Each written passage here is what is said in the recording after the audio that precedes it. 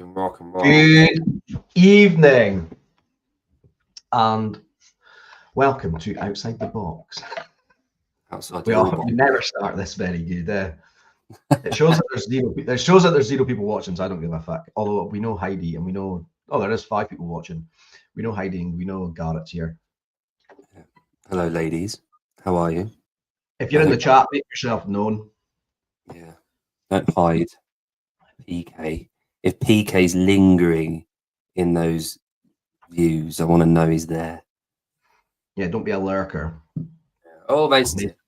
Mason Mitchell's in the house. Mason, the cyclist, gold. How did the what did he do? He did the individual, the peloton.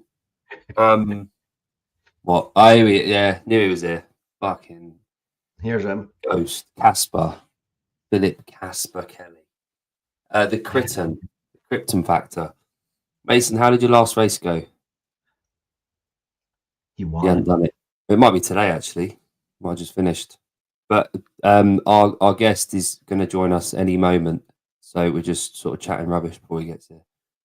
And the level of handsomeness is going to like triple when he gets here, by the way. Just so you know. So keep your knickers on, PK. Jake is looking very tanned, isn't he? That's because I've actually had sunshine. I'm actually quite annoyed because you look more tanned than I do. Yeah. Well, I spent the day on the beach the other day, and I've just been out road racing TT. Didn't do quite yet. Okay. Oh, my mate Sam was in that. I think he was in France this week.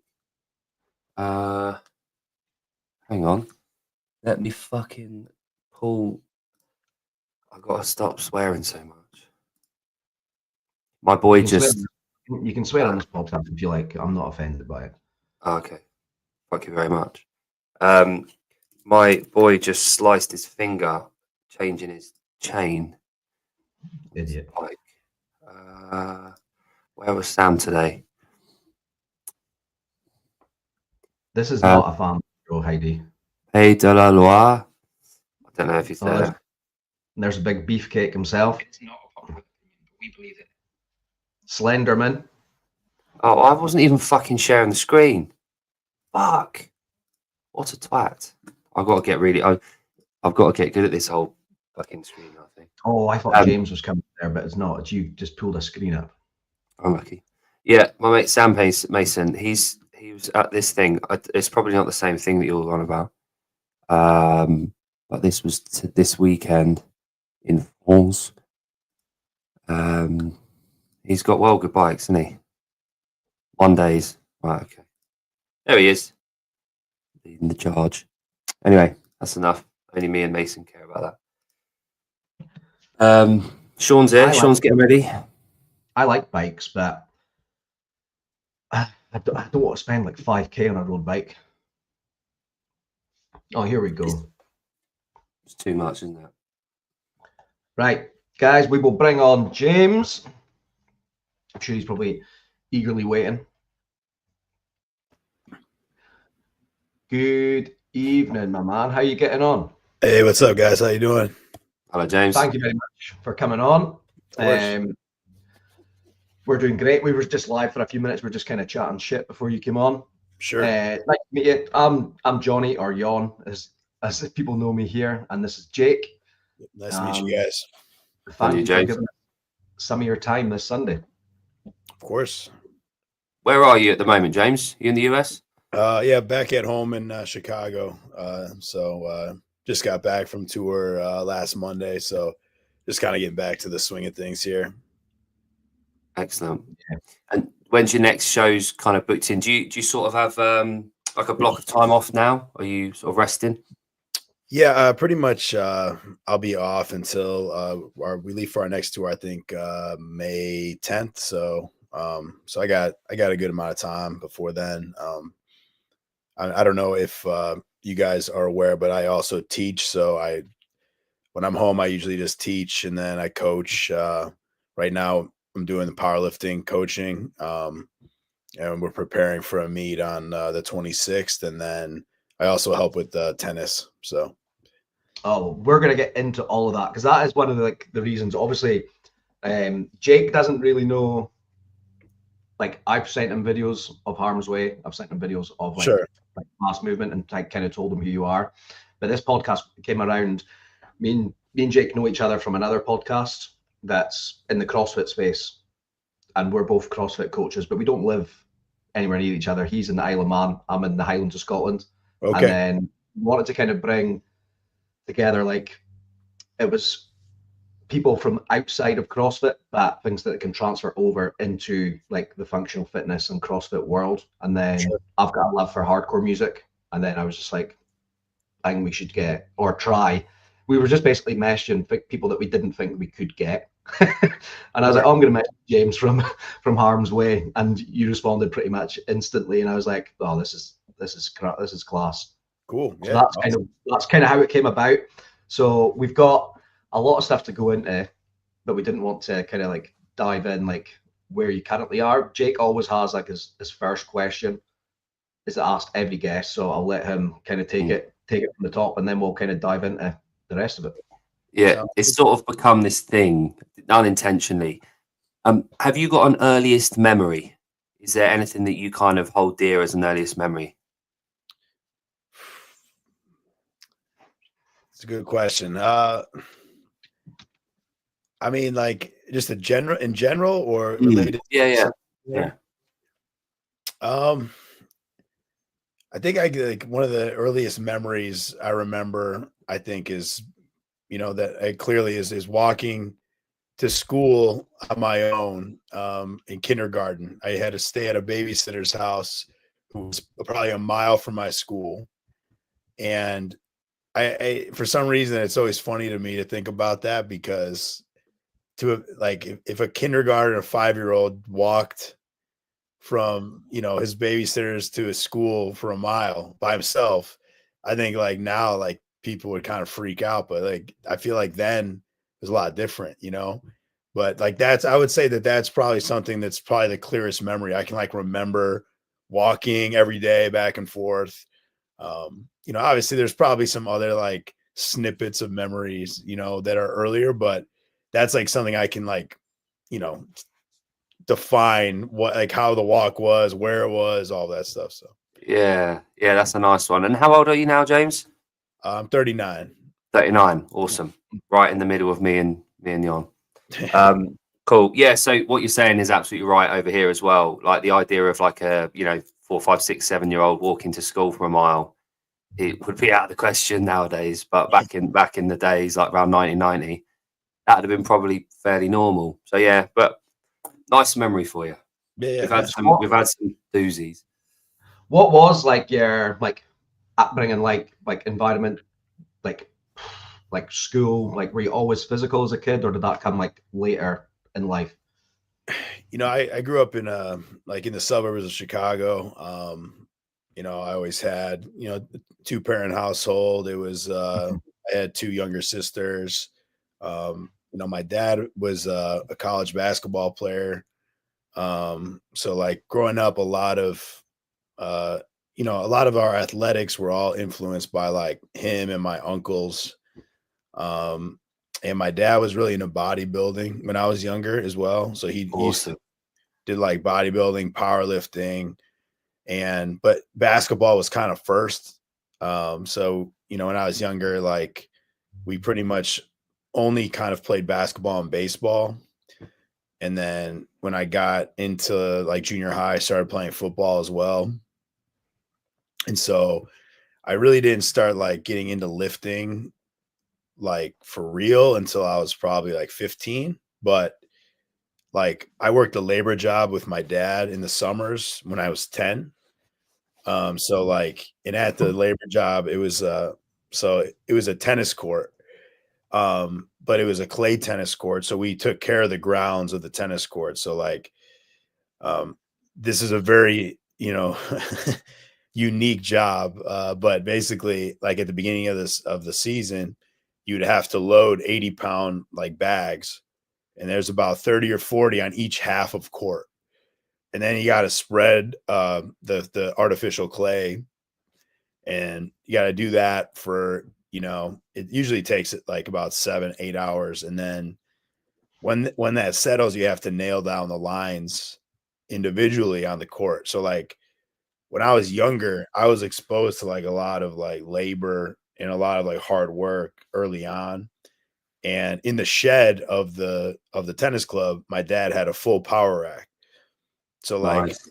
so we would like, you know, I was always around like labor and lifting and sports like my entire life. So, you know, and And like you're not getting a power rack in many tennis clubs. I grew up playing tennis, and we played on Blaze, which is like a cheaper version of clay. So yeah, when yeah, you're yeah. killing that brings me back to like having to go out and sweep the courts and like re-nail down the tape, and yeah, that's class. Yeah, There was never a power rack in sight. yeah. It's funny because like, you know, none of my family plays tennis.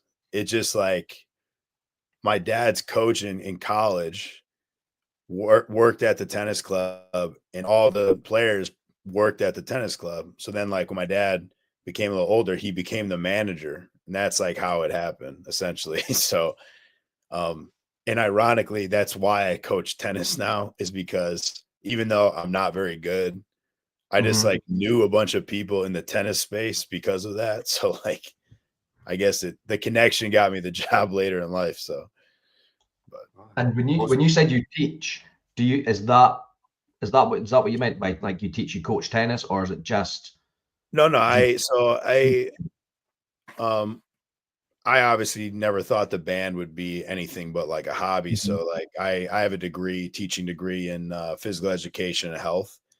oh, Um, sweet. and so I've taught in the schools since 2009. Um, Predominantly now I teach high school, but like I said, it's part time because I have to go in and out, you know, with touring. But yeah, so pretty much I teach a lot of physical education when they need somebody to fill in, and then I also teach other subjects, history, math, whatever. Um, but yeah, I work at one high school now that I've been working at for the last 4 years. So it's kind of nice, you know. It pays pretty well for like a come and go job, so it's a good way to complement like music. So Yeah. Mm-hmm. The And on you go. I was just going to ask about the coaching at the moment. So you said you teach, obviously, and then you're prepping for some meets and stuff. yep. Is that at a club? Is that a lifting club, or is it that via the school? Yeah. So when COVID was going on, I worked there full time because obviously there was no touring, and at the time I created a powerlifting club.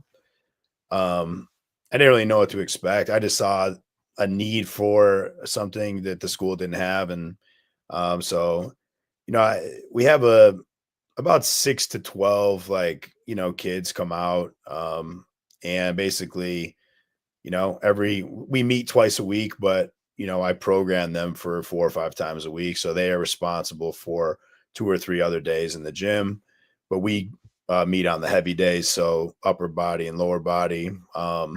Basically, I program them about 16 weeks out. At the beginning of the semester, I knew we would have a competition April 26th. So, you know, we're kind of in the last stages of the peak right now. So, but you know, it's cool because it's a very unique group of kids. Like it's not like the typical kids that you would think are into like lifting weights and like sport. You know, it brings out kids that kind of never really fit into the other sports, you know. Mm. And so I could see, you know, you got kids who are in band who are come to powerlifting, and that's what they do for athletics, you know. And so it's nice because what's interesting is a lot of the other schools we compete against, I mean, it's like football players, wrestlers, you know, and we get smoked, I'm not gonna lie, because you know, they're going against guys who, I mean, a couple years ago there was a D1 athlete, you know, and like so it's like, but I always try to tell them it's about being an individual, it's about individual progress. I mean, I'm sure that's something that all people in lifting try to stress, you know what I mean? Just because it's important, you know, I obviously being part of a team and working together is good, but like, I just think for kids in that age, like really stressing the, you know, individual progress, being better than last time, you know, that's kind of where I try to get their headspace, you know, so. Oh yeah. And what sort of ages are we looking at? So it's high school. So 14, the youngest, and then 18, the oldest. So Excellent. It's funny you say that about the band as well. One of my clients that I picked up about a year or 2 years ago now, Daniel, he plays the drums in a percussion band over here in an orchestra, and he's never played sport in his life. He's always the kid that had a note to get out of PE. You know, yeah. really didn't get on with the classic kind of school system sports. Wasn't really interested. And I personal trained his mum, and he came in just on the off chance with her once, and he absolutely fell in love with powerlifting. And we took him to his first meet about 6 weeks ago. And even though he came stone bottom in all of the lifts in his age and weight categories, he was bouncing off the walls for a month after, you know. And he's already signed up to another one, you know, in a couple of months' time. I can't keep him away. So that's exactly the type of kid that you're talking about there. And it's lovely to be able to give them an opportunity into sport, to take physical accountability away from track and field, soccer, and, you know, your football and your kind of baseballs over there. It's nice to give them that opportunity. So yeah, absolutely. Yeah. I mean, it's definitely, it's a unique experience. And like you said, like what's interesting, I think a lot of people don't know what to expect when they go to a meet, but like when you see like how exciting it is, and like everybody there is like encouraging you to do well, you know what I mean? Even though that you're competing against them, like everybody's cheering for one another. And I think that that's like what makes lifting unique to other sports, you know? So it's 100%. It's the same with weightlifting. And we've said this before, where the barbell sports, you kind of go into it knowing your numbers roughly, what you're going to hit. Nothing, and you're in your own lane. Nothing anyone else is going to do is going to interfere with you. And I think because of that, everyone there is just rooting for everyone else there. Like you said, it's completely unique, I think. It's such a lovely environment to be in. And coach Jack, you just stand back and you can absorb it all. yeah. My God, you get nervous watching your lifters. Yeah, Especially coaching, like you get so invested in what they're going to do. It's, well, I know I do. I just had one of my clients compete at the Junior British Championship. She came eighth. She was eighth in Britain. She was the second strongest lifter from Scotland there. And in her last deadlift, she fractured her shin. We did it live, like we streamed it live on the podcast, like watching her like stream. So she's in crutches for the next 6 weeks. But like I felt, even though I wasn't responsible, I feel responsible for that, and it's just like one of those things. It's like you kind of take on so much as the coach, and like you feel it like for them. That is such a badass injury, though. It wasn't from contact, was it? No, it was shin, literally just like just from force. Force reduction. That's Damn. such a badass. Yeah. I like that. Next, what are we going to talk about next? So when did you kind of blend, like obviously like sports and then transitioning into obviously like music's such a huge part of your life? How did that kind of come about? I mean, so I guess like, you know, I already brought up my dad, but my dad was kind of a big influence on music as well. I mean, you know, we were a full-on like rock metal I was household. going to say what was played in the house, yeah. And yeah, and basically, you know, the first show I ever went to that was like punk, I was in 6th grade. And there was like, ironically, the suburb I grew up in had like its own punk scene a little bit. So like I kind of got exposed to that. And I had a friend, his name was Nick.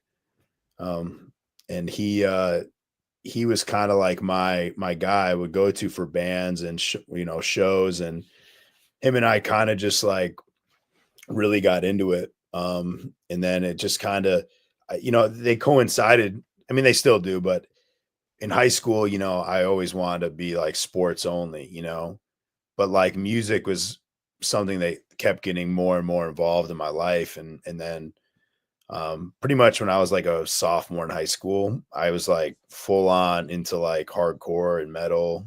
What age is sophomore for us? So that's 15, 16. That's when I kind of got really into. Yeah. And then I just like, it became, I kind of had like a realization that sports were awesome and I loved them, but like this is what I want to be more a part of was music. And I guess for me, the irony in it is that basically when I stopped playing like organized sport in high school, I immediately got full on into lifting. Yeah. So like I kind of transitioned into like, going to practice every day to now replacing that with like going to the gym every day. And so like that, it's funny that kind of happened at the same time, like, going to shows every weekend and being full on music, but also I got full on to bodybuilding because my dad used to get Flex magazine. I don't know if you guys remember that. Yeah, we spoke about that on the show as well. Yeah. My wife was in that once. Oh, really? That's awesome. And so we used to get Powerlifting USA and Flex. Mm-hmm. So when you had some extra time in the bathroom, you would sit. I would read Flex and Powerlifting USA all the time. And like this is pre, really. I mean, internet existed, but like not to obviously the degree it does now. So that's like, I mean, I remember my first workout. I like looked up a Ronnie Coleman chest workout, which if you look at it is like nobody should do that because it's like 60 sets in a workout. I think mine was like a Tom Platz leg workout, and then you go in and do like 50 sets, like 50 reps on like the leg press, and then you can't walk for about 6 days afterwards. Like, but that's So pretty much like that was kind of the transition from like, organized sport to, being involved in music. And then, I really got into lifting. I think I went from 150 to 175 in 2 years. So sophomore to senior, so 16 to 18. How tall are you, James? I'm pretty short. So 5'8", which is, I know I'm trying to think metric, but We use it. We know that. Oh, you do? Oh, yeah. The British mental in that case. We use both, so we'll know what you mean about everything. But yeah. 5'8". So, lifting always suited me very well as far as proportions. And I mean, it's no mystery. I have very good genetics. Like my dad was always muscular my entire life.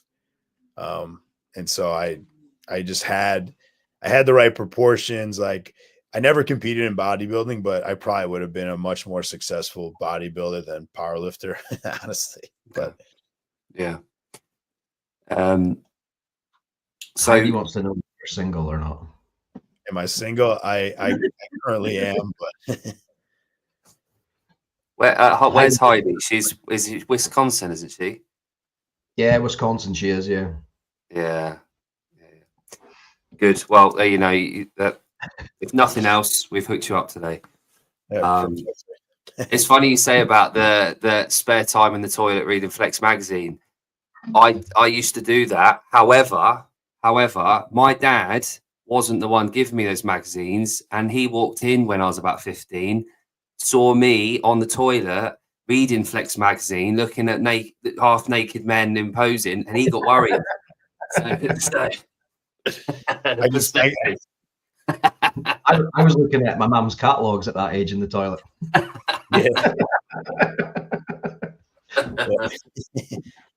I guess it's funny. I guess if you don't know or understand, I mean, it probably does look like, some sort of like homoerotic.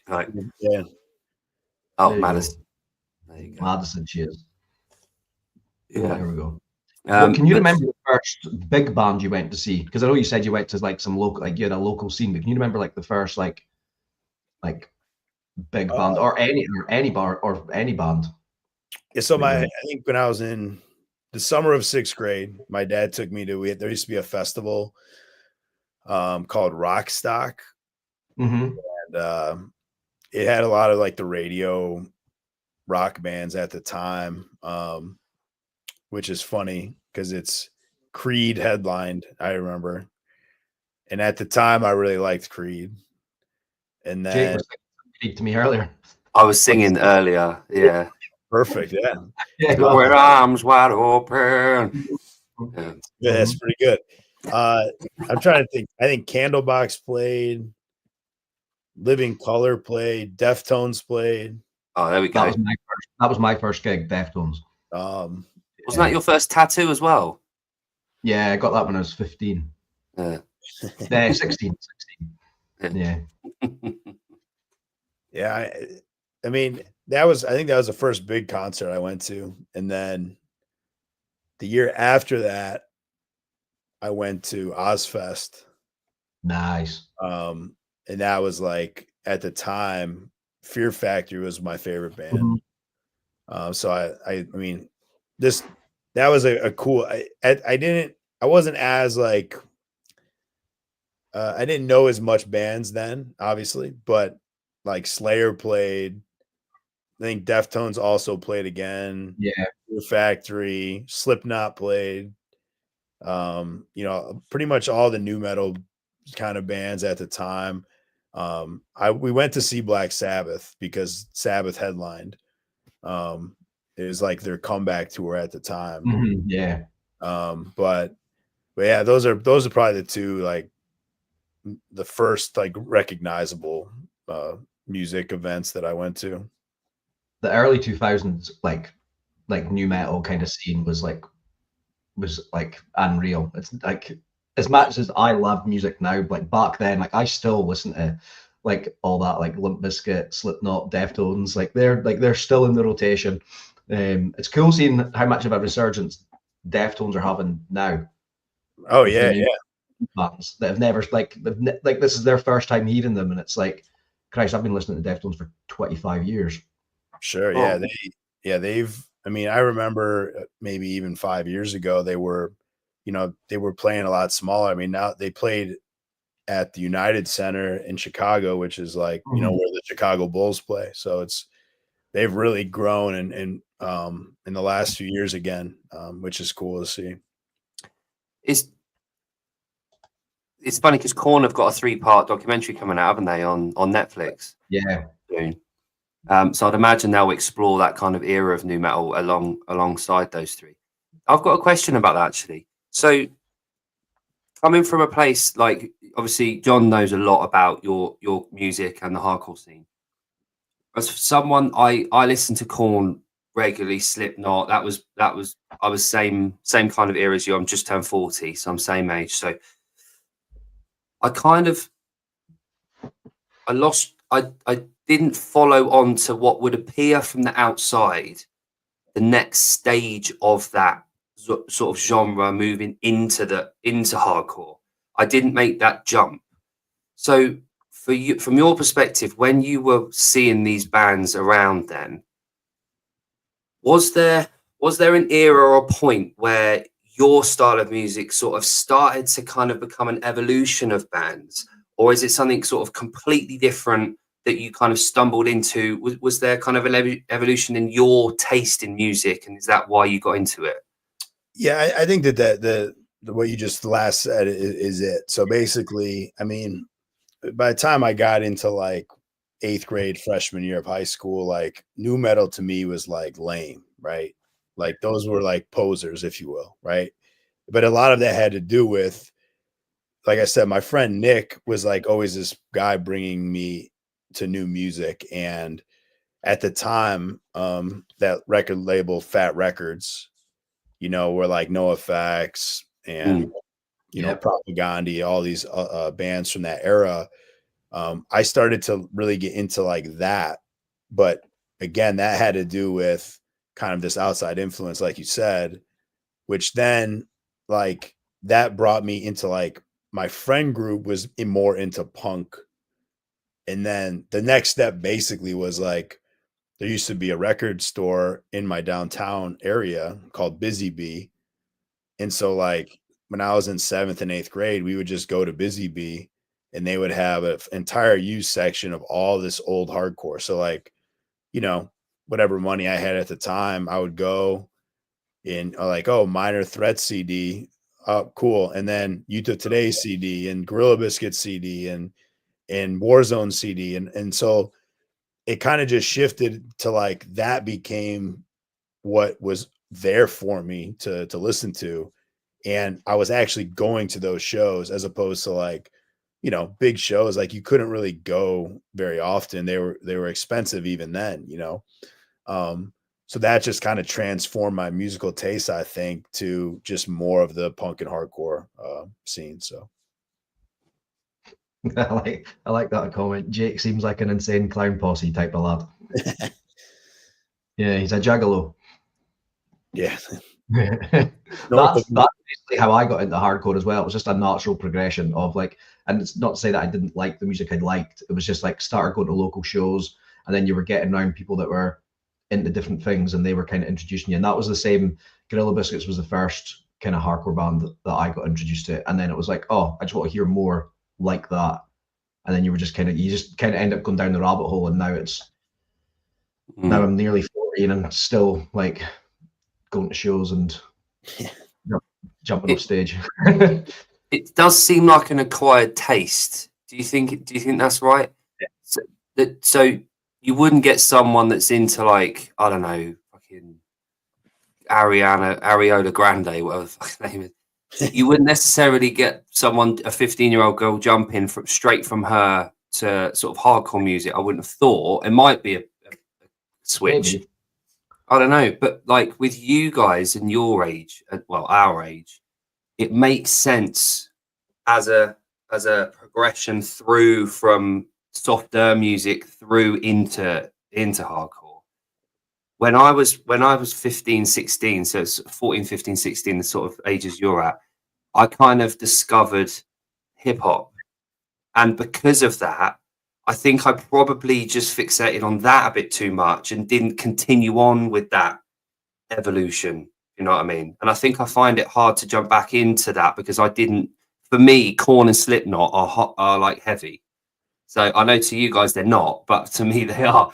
My tolerance for that hasn't ever been kind of expanded, I guess. It's just an interesting thing, you know. Grow up, sit hearing the same music, but obviously took two different paths there. So it's quite interesting. No, for sure. Yeah, I mean, I wouldn't say they're not heavy, by the way. I mean, I just think that like at the time, like when you're younger and you get into like something that's like a subgenre, I think you kind of fixate on that because then it's like, well, nobody knows about this, or at the time not many people did. So it made it unique, you know? And so like, you know, and again, there's plenty of Korn and Slipknot songs I do like, and you know, I would even probably go see them, to be honest. But I think like you know, once you find like, because back then, like I was getting demo tapes from friends, or I was reading about bands in like the insert of a CD, and so like there was a lot of mystery, right, to be found. Whereas like now, I don't think, you know, I don't think it's that crazy for someone who likes Ariana Grande to like go listen to Knock Loose or someone like that, because hardcore is a lot more mainstream now, you know, and back then it just wasn't like, you know, nobody knew, you know, people would be like, oh, what's your favorite band? And you'd be like, you know, Earth Crisis. And they'd be like, who? You know, they would know.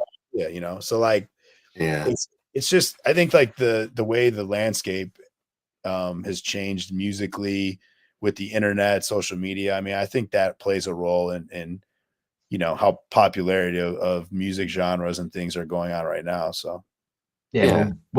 When us three would have been in school, obviously the same similar ages, if you liked the kind of stuff that we liked, you were probably in the minority. Whereas now I think it's way more, it's like, let's say, socially acceptable to be, you know, a hardcore kid and into music, because you would just get classed as a goth or, you know, an emo kid or whatever it might be, you know. I think when we were growing up, I remember I was the only guy that played in the tennis team or the rugby team or whatever it was that liked that kind of music, and that was just like everyone else used to just tell me to turn my stuff off in the locker room, basically. Yeah. You know? I guess But there is now- something though. There is something like you said about like sort of that teenage angst, you know, like Nirvana sang about with "Smells Like Teen Spirit." But there's always that rebellious side, and punk. The whole fucking thing about punk was that in the '70s, you know. So I guess it's like I think you're right there. I think your 15-year-old girl that's into Grande might one day just flip a switch and say, "Fuck you, I'm rebelling," and find this music that just resonates with that emotion and that feeling. So no, you're right there. There's a lot of crossover now because there's artists like Poppy, who is very mainstream, but then goes and collabs with bands like Knocked Loose as well. Right. Yeah. Okay. Yeah, Cool. It's it. I mean, music's at an interesting position. You know, it's probably some in some aspects it's bigger in our genre than it's ever have been. So it's interesting Yeah. to see what's going to happen. 5 years ago, you wouldn't have had bands like Knocked Loose on the main stage of Coachella, No, Turnstile at Coachella, you know, like places like that, or rocking up at like Jimmy Kimmel and playing, like, obviously Kimmel's had like live sets, but bands like Knocked Loose, not so much. Yeah, 100%. which is cool to see. What are your like biggest, like, obviously for Harm's Way, as much as you're hardcore, you're kind of like a sub genre of like the hardcore kind of scene. What would you say is like your kind of biggest like influences for Harm's Way? Because there's not really a band out there like that. It's hard to say. I mean, we pull from a lot of things, to be honest. I mean, you know, a lot of us love death metal, and you know, and our whole thing was to try and like we didn't. I want to say we didn't start trying to be unique, but like I think the genres that we all liked, we kind of all came together, and it became a lot more unique than a lot of other bands. And you know, we love. I mean, we just love like Godflesh was a huge influence for many years. Carcass, Entombed. Probably our biggest influence is Sepultura. You know, because like I always liked the groove, you know. And to me, like Sepultura has a lot of the new metal aspects without being like corny, you know. Especially like, you know, Roots and Chaos AD, like those two records specifically were records that like Harm's Way like really tried to emulate. But at the same time, you know, like I said, combining other death metal aspects like Bolt Thrower, Carcass, Entombed, Obituary. And I think that like, you know, pulling from all these different genres, like that's kind of what came out, you know. So it's definitely people have told me that before, like there's no other band that really sounds like Harm's Way. And like I think about that, and it's probably, like I said, like it's probably because it's, you know, all of us like a lot of different styles of music, and it just came into like a, I guess, a unique piece. Yeah, my history teacher when I was 14 actually told me to listen to Sepultura. Yeah, it's Mr. S. He seen that I had a Deftones patch like sewed into my Yarn Sport bag, and he was like, "Oh, if you like Deftones," he was like, "you should check out Sepultura and Soulfly." And I was like, "All right, cool." And I went to HMV, which is like our music store, at the weekend, and I bought a Soulfly record, and then I bought a Sepultura record when I found that as well. And that's how I got into Sepultura and Soulfly. That's cool. Like that is very cool. And like he was the most straight laced. Like you wouldn't have been able to tell that he listened to like anything like that. Kind of walked past me, kind of like over my shoulder, told me, and then he just kind of like carried on teaching the class. I was going to ask about that. So both of you, James from a stage perspective and John from a fan perspective. And John, you had the stage a little bit, didn't you yourself? Yeah, I've not been in a band all the time. Your typical, I know it's hard to tell, you probably get people from all backgrounds, but if someone heard your music, so if like my 90-year-old nan, the great nan that I saw yesterday, if I played her your music and said, "Who do you think listens to this?" you probably haven't a picture of the person that sort of does come to your gigs and listen.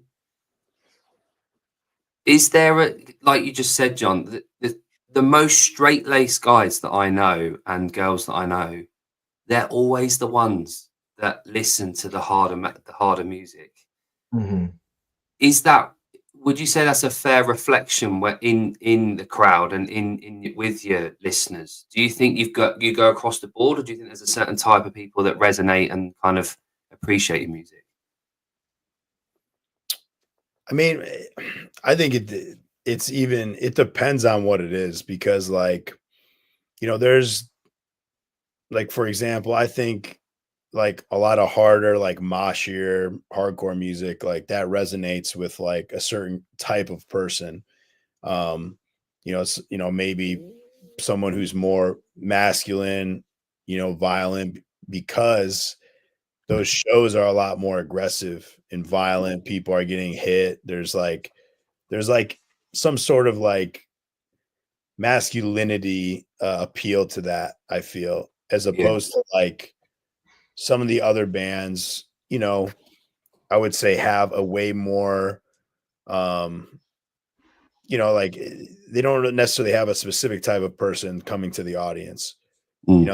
Like there's certain bands that like draw like a specific type of person, and then there's bands that I think draw, for example, I think Harm's Way has a very wide variety of audience members, coming from hardcore scene, punk scene, and I think that's what makes hardcore cool, though, because to me, hardcore isn't about music style necessarily. I mean, that's what people, connect it most to, but I think a lot of it has to do with mentality, how you carry yourself, DIY, and I think that makes people more hardcore, like the way they carry their band and what they do for the band and the people that they are, as opposed to necessarily, because if you look at hardcore, I mean, there's such a wide spectrum of, music that's considered hardcore, So back to your question, I think there is certain styles that appeal to certain types of people, but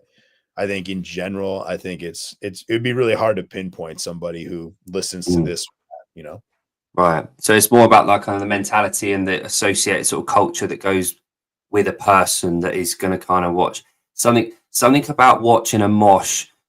It's almost like an expression of their genetics. It's built in them that they have to run and charge at things and other people, and that's their platform to do it. They're not doing it on the football or rugby pitch. They're just charging, and it's releasing whatever it is inside them that it's able to. It's like war. Hardcore motion is very different to like your pits that you would see in like a Slipknot kind of show or whatnot. I'm not sure if you've seen many like hardcore kind of shows, Jake. Can I pull up something just now? Actually, here's one here, right? This is a so this is what we're talking about.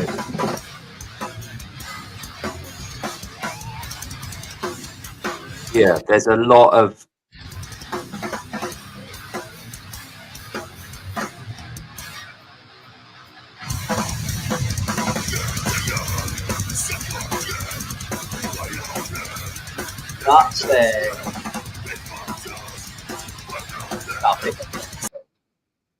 So that was Manchester, wasn't it? That's it. Outbreak Festival. So it's a lot of stage diving, Jake. A lot of dancing in the pit. So that's when James was talking about people getting hit. It's like people basically, when you go Outbreak, you sign a waiver to basically allow you to go in it, because it's like you kind of understand that you might get hit in the pit. You might come away injured, so to speak. And everyone is very willing to sign that waiver as they're entering, because they want to get on that stage, they want to jump off it, they want to dance. There's an assumed danger there. You go there, the fact that you sign a waiver, you're going in that pit area. You kind of assume that you might get a knock to the face or a bruised rib or something. Whereas you're not going to get that if you go to watch Sebastian Bach at the Royal Albert Hall. So we're going to get You know, so there's an assumed, it's a very different culture that goes with it, isn't it? And I do appreciate that, and I like that, because what you said about that masculinity, that kind of trait there, we won't go into it now, but we talked about that quite a lot the last couple of weeks about that. And I think there's a lot of that can be released with music. That's what makes music so in our genes. It just does something. Try and explain music to someone. Like it just resonates. It brings things out in us and emotions, and expresses how we feel without us having to actually talk. It does something. So that, you know, your style of music does that in its own particular way, which is awesome to watch. You don't necessarily have to enjoy and understand the actual music itself to appreciate what it does for people, you know. Anyway, let's get back to like the fitness kind of stuff. See, what is your kind of like, now that you're not on tour, what's a typical kind of day for you? Obviously with teaching and whatnot, but like, how does training differ now not on tour to when you're actually, you know, away on tour? I imagine it's quite difficult to kind of maintain your lifestyle while you're going from city to city, country to country. Well, I mean, I will say, like, as the years have gone on, like, we've kind of mastered a pretty good way to train, you know, 3 or 4 times a week. And we basically, everybody in harm's way lifts weights now. So that's what I was going to ask. I was like, do you kind of have everybody kind of doing it now? Yeah. I mean, it's not like I got them doing it. They just started lifting on their own, you know? So it's kind of like, it was just something that we had to do, is basically incorporate our normal lifestyles into touring, because if we're going to be gone for 150 days a year, whatever, like, you have to start incorporating your normal life, because you can't just be like, well, I'm going to take off every time we tour or whatever, you know. But the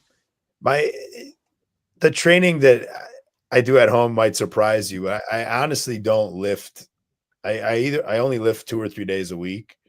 At this point, like, I don't have any goals to like get bigger or necessarily get much stronger. I mean, a lot of my lifting now is to maintain, and you know, that might change. You know, I might decide I want to compete or something, but from touring, lifting, sports, the labor job, like, my body's pretty beat up. So like, I have to really gauge like how I feel. And I also do martial arts. So I do Muay Thai, and you know, really I only do it about twice a week right now. But like, you know, there's times where I'll go like 3 times a week. So like, if you put that together with the lifting, like, you know, that's 5 or 6 days a week of training. And I don't know if you guys have done Muay Thai before, but it's quite taxing. The workouts are very hard on your body. So it's just like, I have to really gauge it week to week, when it comes to, you know, all right, like, hey, I'm not gonna like squat too heavy today because I'm sore as hell, or my hip is bothering me, or whatever. I mean, we're all older, but I mean, that's just, there's no way anybody can tell me that they, you know, are training the same way they train when they're 20, when they're 40, you know. And no, it doesn't happen. Yeah, I've drastically changed. yeah. And it's accumulation of, you know, small injuries and fatigue, and you know, now that you're older, you're honestly, I get generally more tired, you know. My energy level is slightly lower than it was, you know, 10 years ago. And you know, recovering from tours actually takes a lot more time than it used to, you know, because, you know, not sleeping 8 hours a day, or eating, you know, sometimes not eating at all, right? Eating 1,000 calories a day because you're always on the go, right? And, you know, I think that I don't think people understand how difficult it is to like, you know, lift at any level on tour based on time, sleep, diet, you know, energy level. And especially then if you're driving from city to city, and then you've got load-ins, if you're sound check, like all that, it's like, yeah, I mean, there's not many hours in a day, is there? No, I mean, and you know, the average drive is about 6 hours, like 4 to 6 hours in the U.S. So, like, you know, and when we're, yeah, I'm not going to say that Harmsway doesn't do well, but we don't do well enough to be on a bus, right? So, like, Okay. in Europe, we were on a bus for the 10 days of the tour we just did. And that makes things a lot easier. You wake up and you're at the venue. So you have 5, 6 hours. You can, you know, choose to go to a nice restaurant that has, you know, your macros that's within your macros. Go to the gym, go for a walk, do other athletics, right?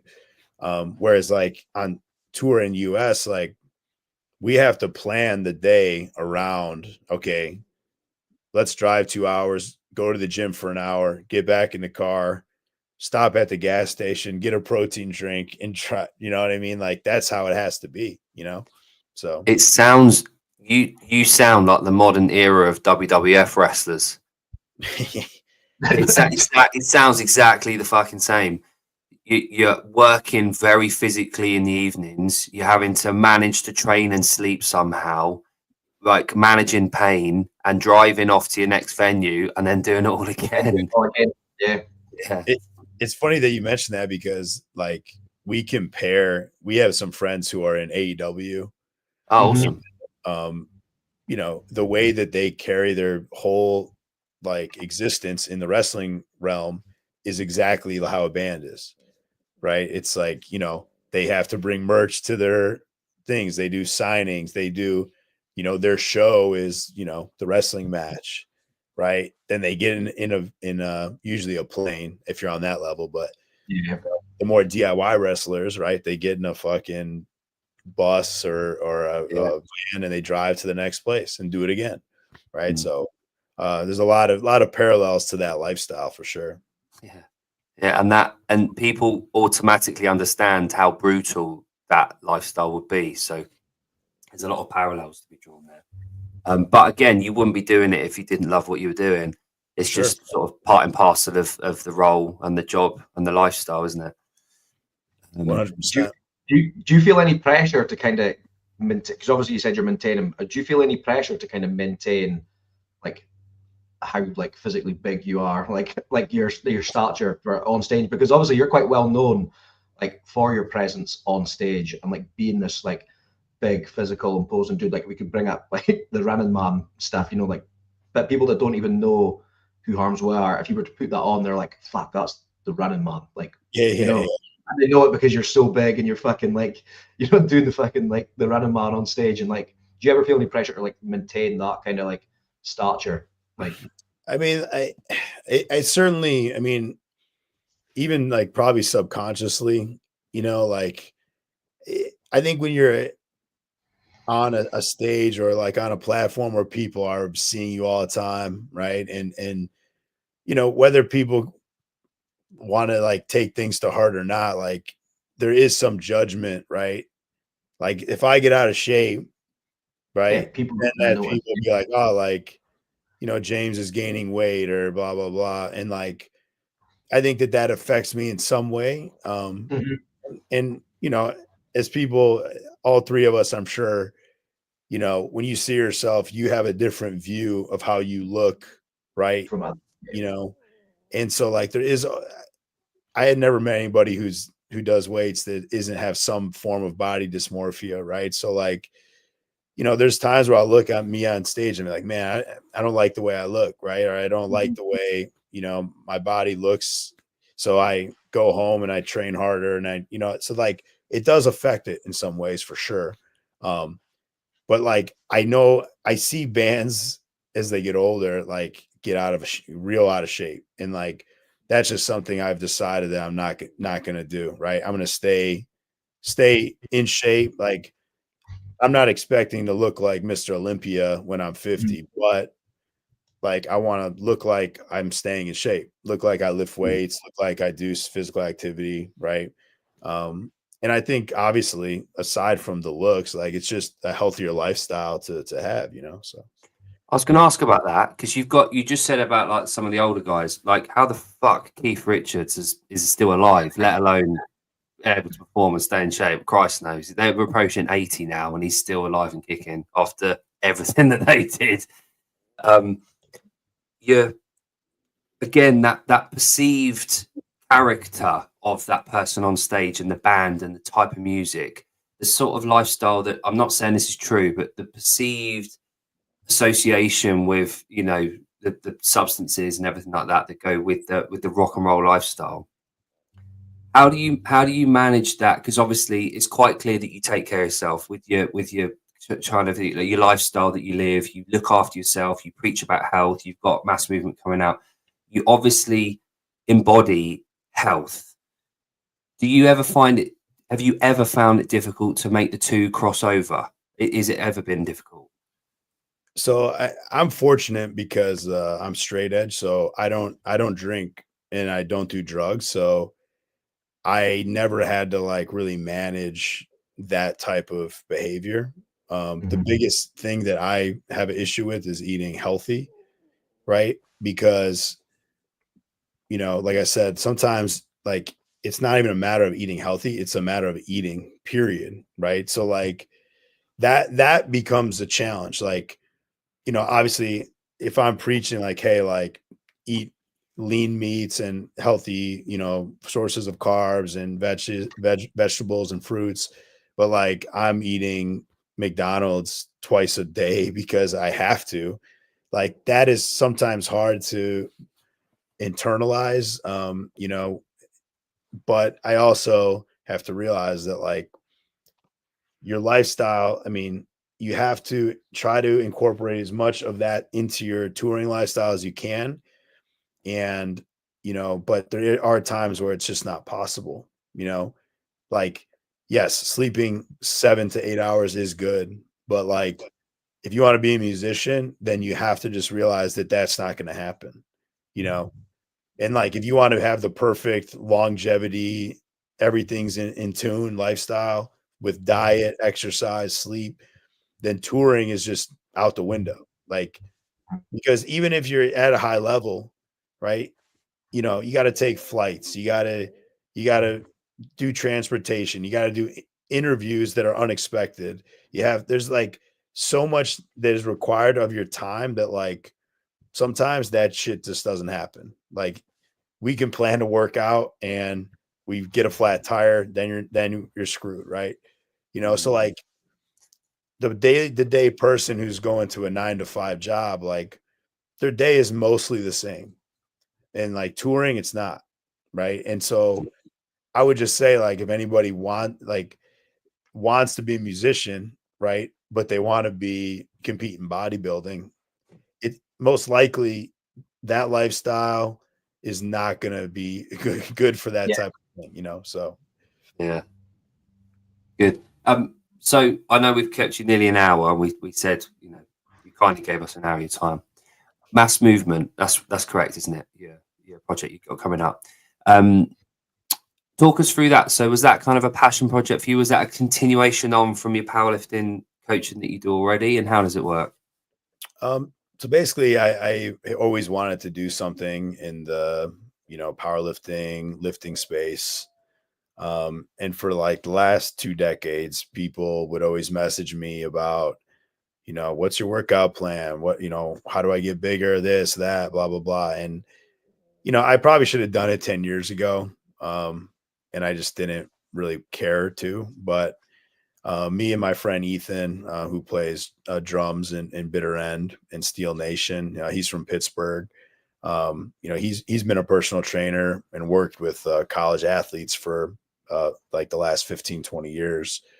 And I just had this idea for him and I to just start a platform where, to kind of share our knowledge and have, allow people to give access to us if they wanted it, it's obviously it's not, something that's, I'm expecting to be like my main job or anything like that, but it's just really something that I wanted to like offer to people, at a pretty small price that, hey, if you want, here's like the workouts that I post, if you become a member and it's $25 a month, but Yeah. you know, really, you know, yeah, the basic tier membership is basically like you get access to 15 different workout plans that are made by Ethan and I, and you know, we pretty much update them every 4 weeks, right? And you know,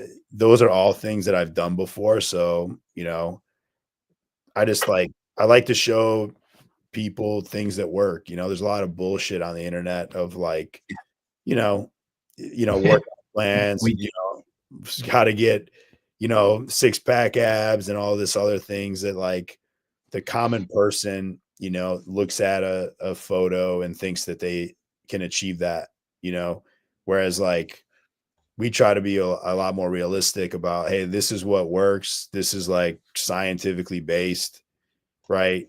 You know, and let's be honest, like lifting is not at its core very complicated, right? The same methods that people have been using, you know, for the last 80 years, essentially, Yeah. you know, from the Bulgarians and Russians are the same methods that they're using now, right? They're just repackaged, right? So I just wanted people to have easy access to like something they could follow. They don't have to think about it. They don't have to write it up, right? There's powerlifting, there's bodybuilding. I just posted a more of like a high frequency powerlifting. You know, Ethan does a lot more like general fitness workouts.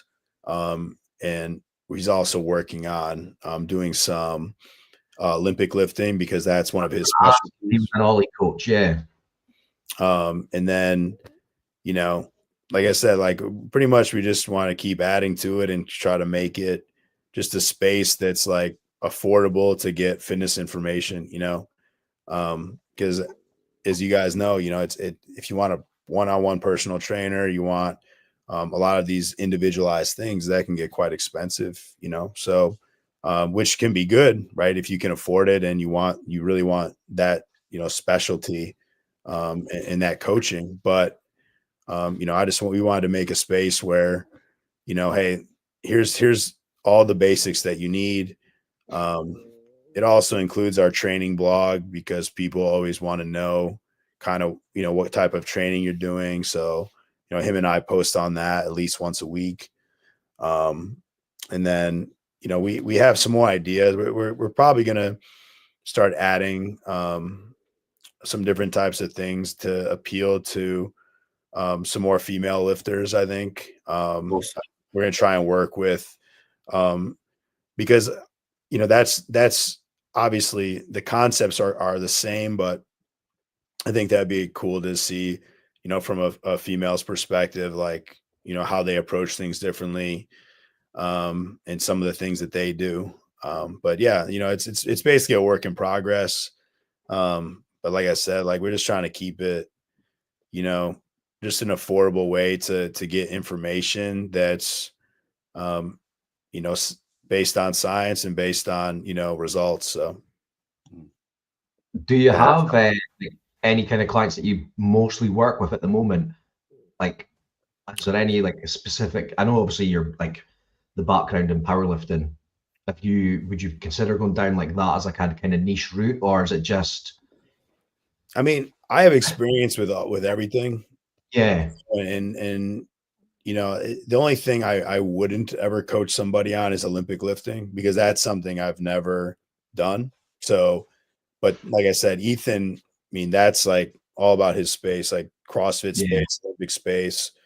You know, that's something he's trained in. You know, he used to work as a strength coach for track athletes, Hmm. right? So, I mean, he's got a lot of like sports specific knowledge as well. You know, for me, it's basically about basic weightlifting and powerlifting. You know, mm, I've tried over the last 25 years pretty much everything, you know, and as we know, obviously a lot of it's individualized, you know, and that's like why we want to kind of, you know, have a lot of variety of different styles of workouts because, you know, I think that's one thing people fail to realize is that there's a lot of nuance to a lot of, you know, weight training and fitness that it's not a one size fits all. And so like you're going to have to try some different things. You're going to have to do some different things to find out what works best for you. So yeah, that's pretty much pretty much my goal is to just provide some basic info. Like we have right now, I think we have people who are kind of all over the place, people who are coming back to lifting. We have a lot of beginners that are just starting out that just kind of need guidance. We also opened up if people want to, they can work one-on-one with us. Yeah, seen that. That's cool. A little more expensive, but that way, if you want something completely individualized to your schedule, to your equipment availability, obviously I'm not a nutritionist or anything, but if you want help with dieting or macro calculating and things like that, we know how to do all of that stuff. So it's I wanted it to be something that's like, hey, this guy's involved in music and hardcore. I feel comfortable in that space to work with somebody who also understands, that space. I think when I first got into that kind of music scene, the gym, lifting weights, powerlifting, it wasn't such a thing. The kids that were at the hardcore shows were the scrawny kind of, skateboarding kids, all that kind of stuff. Whereas now you go to hardcore festivals and people are jacked, because it is such a part of hardcore, it is such a part of the hardcore scene now. It's being fit and healthy. And I think that a lot of that does come down to the kind of straight edge scene as well, because when you're not out partying, drinking, taking drugs, you're looking after yourself, so you're more inclined to actually go to the gym and lift and do that kind of stuff. Jake and I, we're not straight edge. Jake's been sober for 10 years now. Yeah, and I was 9 years sober. Now I'll enjoy one or two beers with my sitting out in the back garden, but I came from a place of not being, I was the total opposite to straight edge, but now it's I went sober for about a decade, and then I enjoy a quiet beer in the house now, but it's you totally see the difference between the two. And now being in the hardcore scene, it's completely different to where it was when I first started going to shows. Everyone was, I wouldn't say out of shape, but for the vast part, maybe it was the crowd that I was in Scotland, but now you go to shows and festivals here, and it is just, you can tell everyone's into their fitness at shows now. Yeah. It was the same way for me. I mean, it was pretty rare to see anybody who was into working out or sports in general. And I was definitely in the minority when it came to, that type of thing. But now I think it's just grown in so much over the years. It's just pretty commonplace, Yeah, it's the norm now, isn't it? Yeah. I think it's a bit more of a reflection on just modern society in general. I think less people are getting hammered on the weekends and taking up drinking, especially over here. It just seems like the younger guys, when I'm between the ages of 16 and 25, that's like premium drinking time, age. And there's hardly any of the kids that I see nowadays. I'm not saying that they should be getting smashed every weekend, but they're just not taking up. There's no one smoking anymore. There's no one drinking anymore. They're just healthier in general. Kids are just sort of becoming a little bit more educated and healthy, just generally speaking. But yeah, it's good. But the thing is as well, you forget when they've got role models that are on stage in front of them, doing that, living that lifestyle, that are also creating these platforms to help them get educated and inspire them with their fitness and health. It's sort of a no-brainer for them to be able to take that on. And also it's an obsession, it's an addiction, like we all know, but it's a very, very healthy one. So rather than going down the self-destructive route, maybe it's another form that they can take and actually better themselves. And that kind of comes back into the hardcore scene, Jake, as well, because the vast majority of these hardcore bands are, straight edge. So they're living a much healthier lifestyle than the bands that you're that, well, we're all kind of grew up kind of listening to, which was, drinking drugs, It's not like that. That's not really seen anymore. Have you seen Robert Smith recently? I haven't. I've actually seen the live a couple of years. Yeah, those guys from the 80s era, they haven't fared too well. So stick to your plan, I want to ask a couple of like fun kind of questions. What would be like? Obviously, money's no object, but we've got to kind of confine it to you've got your own tour bus, like full on tour bus. Like, what would be your perfect kind of like?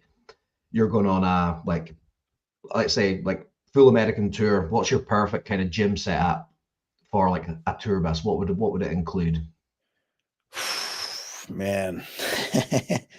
You don't get to go to a hotel gym, you don't get to go anywhere else. Like, what is just what you can fit in your bus?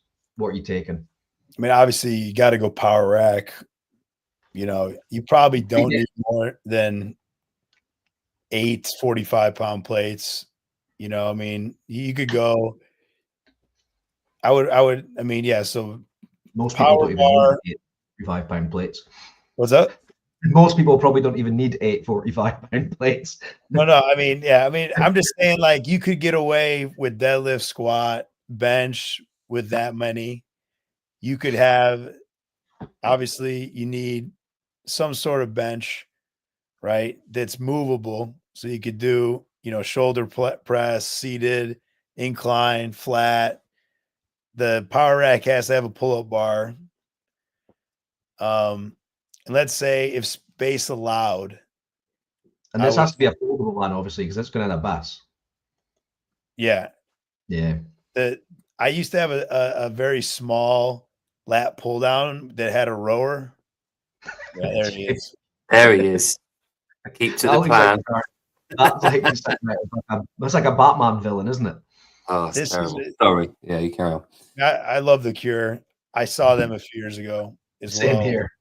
But yeah, my friend, this is mean, so sorry. I'm sure. Be mean as you like. Sorry, he's not going to listen to this. Don't worry. My friend said that Robert Smith looked like a melted ice cream cone, and I he's not wrong. Because like with the makeup and everything, it just looked like it's insane, isn't it? But The Cure is actually one of my favorite bands, so it's I feel like I can have an opinion about that. Yeah, there we go. Anyway, the lat pull down and row combination, if I could pick one machine, would be the one to pick, because I love that machine. I think that like lat pull down and rowing is like, if you had to pick one out of the whole gym, that's probably the most useful in my opinion. But you get fucking pumped as well.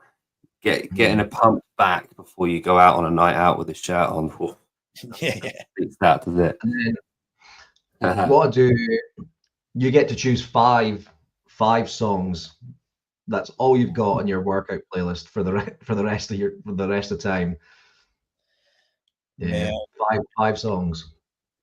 What are they? I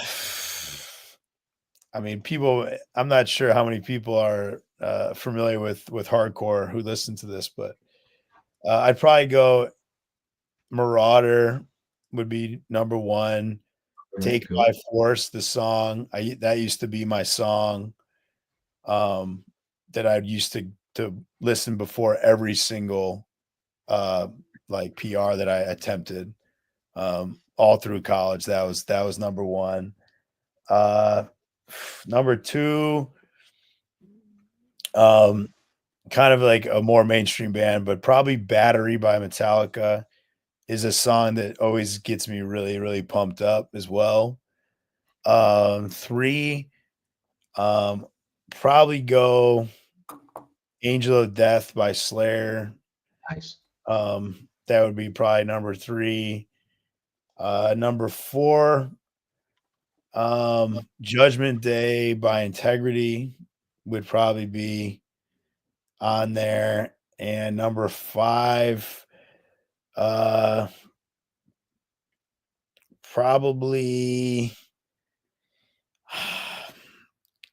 I can't think of a song, but one of the bands, either 100 Demons, All War, or probably Dying Fetus would be those three. Dying Fetus. Someone was actually bringing up Dying Fetus in the comments earlier. Yeah. I mean, I don't listen to anything but like hard. music when I lift. So it's, Mm. I mean, it's either that or silence, because sometimes I just, I like thinking when I lift, so I don't have the heavy music going on. But if I'm listening to something, it's always heavy. I've Yeah, gotten well, into I've gotten into that now because I used to be so like, if I didn't have the right music, then I couldn't train properly. You know, if you forgot your AirPods, or you could have to set up the right song, because as you say, like, get the PR song and whatnot.